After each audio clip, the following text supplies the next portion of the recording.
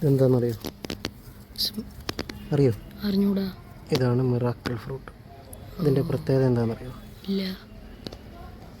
ഇത് കഴിച്ചിട്ട് ഒരു 2-3 മണിക്കൂർ നേരത്തേക്ക് പുളിയുള്ള എന്താ കഴിച്ചാലും നല്ല മധുരമായിരിക്കും.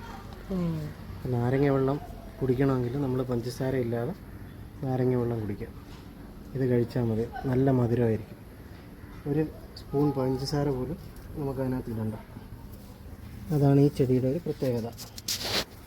ഇത് കണ്ടോ, ഇതൊരു 2 കായൊക്കെ പറിച്ച് കഴിച്ചാൽ മതി. ഈ കായ്ക്ക് ഒരു ചെറിയ പുളിപ്പും മധുരവും കൂടെ ചേർന്നിട്ട് വരുന്നതാണ്. എന്താണിത്? Miracle fruit.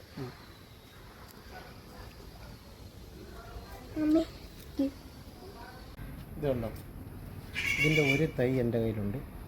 ആർക്കെങ്കിലും വേണമെങ്കിൽ കമൻറ്റ് ചെയ്തോ താഴെ.